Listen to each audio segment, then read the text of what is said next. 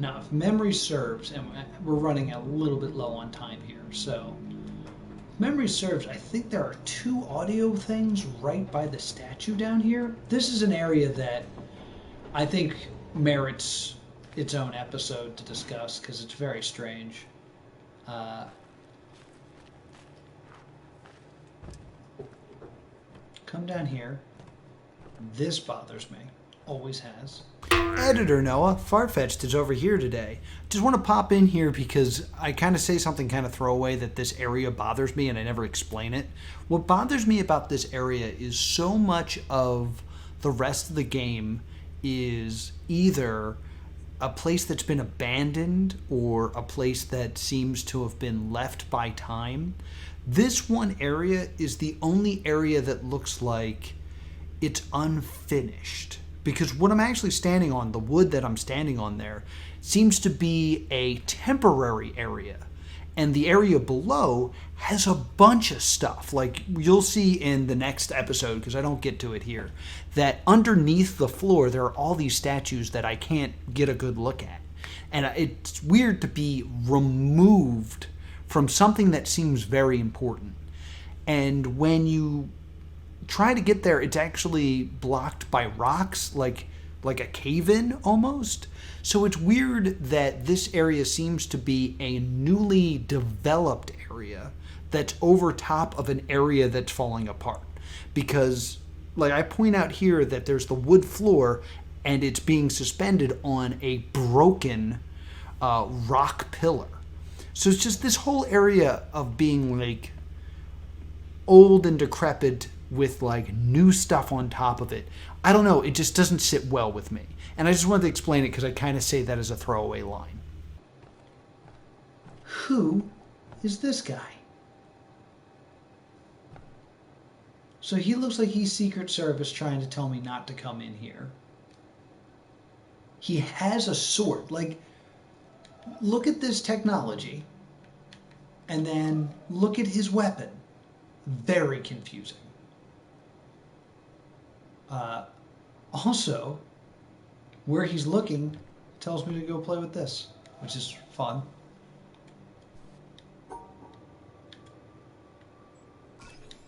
Yay.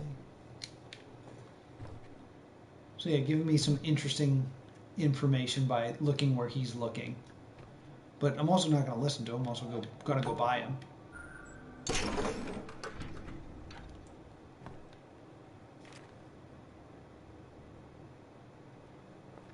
He's got a sword. It's very strange. This whole area I find very off-putting. So here we have. The thing is, this person's wearing fencing gear. That's not a foil. That's a sword. This person's also had their fencing gear removed, so they're in a lot of danger. And they're looking over at the king, it looks like here, and I guess the king is giving. Yeah, running on this is breaking it, but that's fine. Like, I think this king is, like, in the process, hand up, could mean, like, stop, but it could also be about to be doing one of these.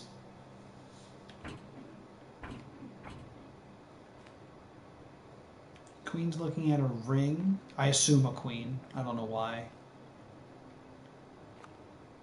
She's wearing heels? She's wearing heels. Is she looking at a ring or is she looking at the guitar man? Hard to say. She might be flirting. Look at this electric guitar. Eat this. And of course, we got one of these. It's confusing, right? I used to think this had something to do with chess, just because my brain always wants to think about chess. But he's definitely looking at her. The question is she looking at him or is she looking at the ring? I mean, from his perspective, it looks like she's waving at him. But from her perspective, I'd say she's not. Because he can't see the ring from his perspective. All right, we got to listen to some audio. I boasted among men that I had known you. They see your pictures in all works of mine. They come and ask me, who is he? I know not how to answer them. I say, indeed, I cannot tell. They blame me, and they go away in scorn. And you sit there, smiling. I put my tales of you into lasting songs. The secret gushes out from my heart. They come and ask me, tell me all your meanings. I know not how to answer them. I say, who knows what they mean? They smile and go away in utter scorn. And you sit there smiling. Rabindranath Tagore, 1910. So I'm going to play that again. It seems to me like that is saying, very bluntly almost, there's no intended meaning here. It's all about the meaning that you draw from these statues.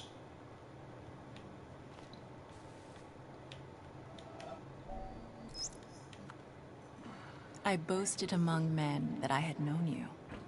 They see your pictures in all works of mine. They come and ask me, who is he? I know not how to answer them. I say, indeed, I cannot tell. They blame me, and they go away in scorn. And you sit there, smiling. I put my tales of you into lasting songs. The secret gushes out from my heart. They come and ask me, tell me all your meanings. I know not how to answer them. I say, who knows what they mean? They smile and go away in utter scorn. And you sit there smiling. Rabindranath Tagore, 1910. So it could also mean that, like, I'm not going to tell you, but I do know. Because she talks about it being like a secret. And so perhaps there is a secret meaning here, but do not go to me, in this case being Jonathan Blow, for the answers, for he will not tell you. But also the way that quote uses you, it almost means that it's basically saying that the work is about me personally. So like that this is here for me, which is interesting. All right, so let me talk about this poem, because it's not a quote. This is an entire poem written by, I don't know how to pronounce his name, and I'm going to butcher it if I try. But the man who wrote this poem actually got a Nobel Peace Prize for this poem and others that he had published. And I was trying to relate this to the situation where it's found, because it's found next to the guitarist. And the guitarist is looking at the queen, who I've named the queen.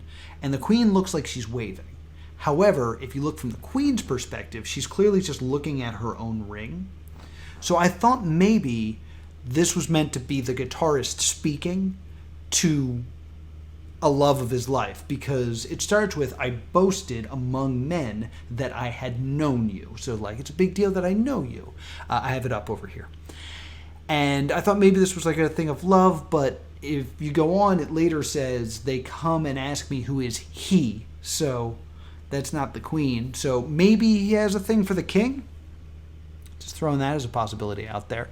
I think it's very clear that you can make the connection that he's talking about God, that he knows God, and he's boasted that he knows God. And then when they ask him for information, he says, I can't tell you. And it's like, well, if you know God, tell us stuff. And it's like, no, it's kind of your own journey. There's also the idea that him is referring to Jonathan Blow, who created the game. And then it's this idea that I know the creator of this game. I know what this game means. And if you ask me, I won't tell you. And in doing that, he'll be sitting next to me, smiling. And you sit there, smiling.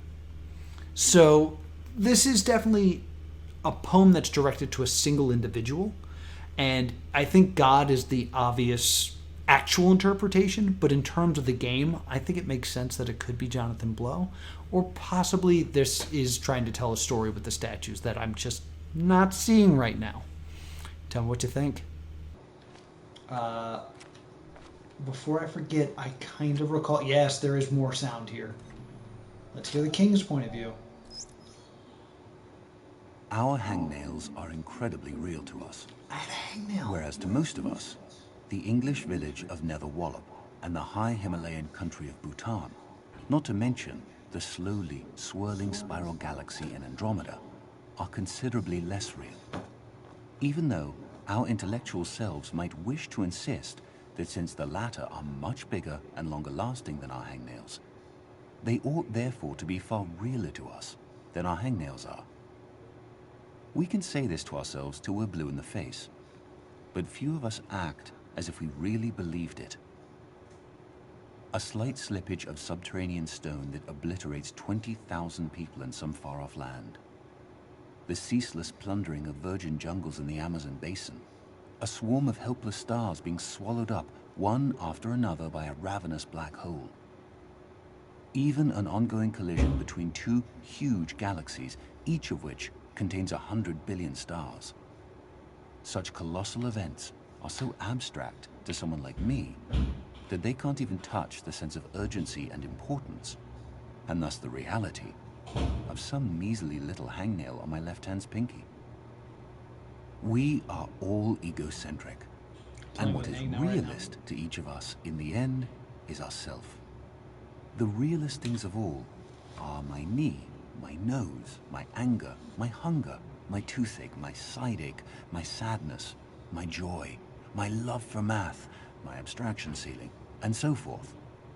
What all these things have in common, what binds them together, is the concept of my, which comes out of the concept of I, or me, and therefore, although it is less concrete than a nose or even a toothache, this I thing is what ultimately seems to each of us to constitute the most solid rock of undeniability of all. Could it possibly be an illusion?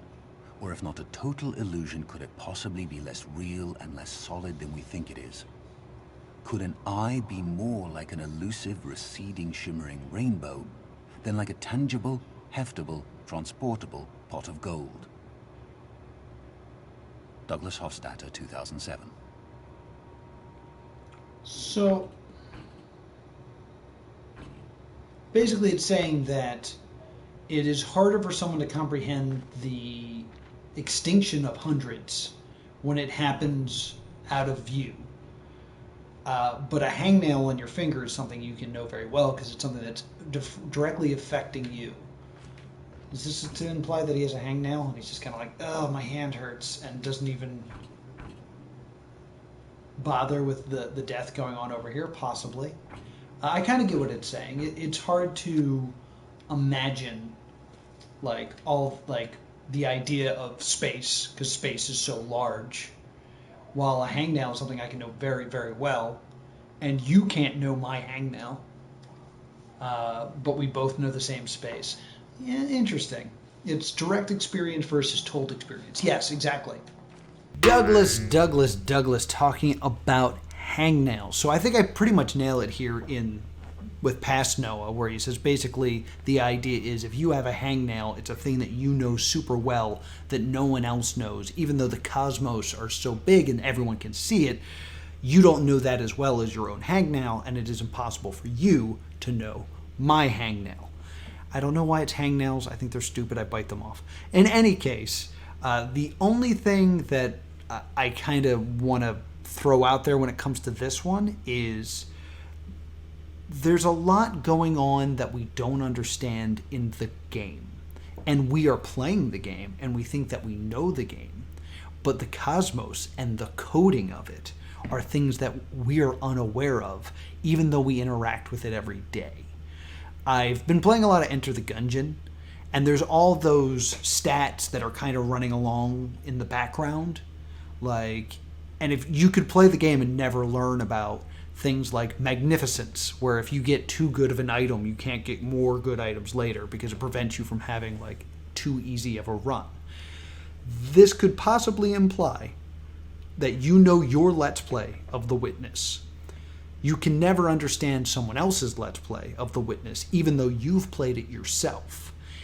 And it runs on the same cosmos, or the same coding, and it's doing things that we may never understand. So I'm kind of throwing out there that this quote is trying to kind of hint that there is more going on in the background of this game that you will never understand. Or maybe I'm just hoping there is. That's possible too. I've been looking at this game for a real long time, and I did some research here on Doug. I don't know how to pronounce your last name, but he has his own law, the Hoffensterder, probably saying it wrong, law, which is this: it will always take longer than you expected, even if you consider the Halfordstead law. So I'm just going to keep trudging on. Here's our buddy. What are you looking at now? What are you looking at?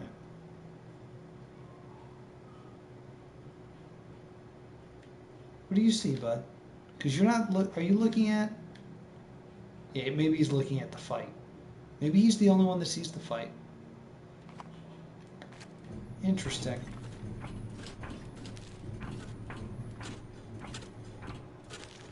Yeah, so I'm pretty sure I'm supposed to walk this. And as you can see, I've totally ruined it. But luckily this resets it for me.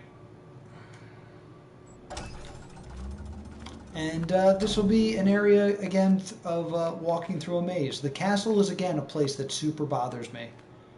There's just a lot of elements to it that I find upsetting, because they're something that is hard to comprehend is always upsetting. So I'm going to go stand up here, because why not? It's fun to stand up here. Is there anything of note up here? Why would it want me up here?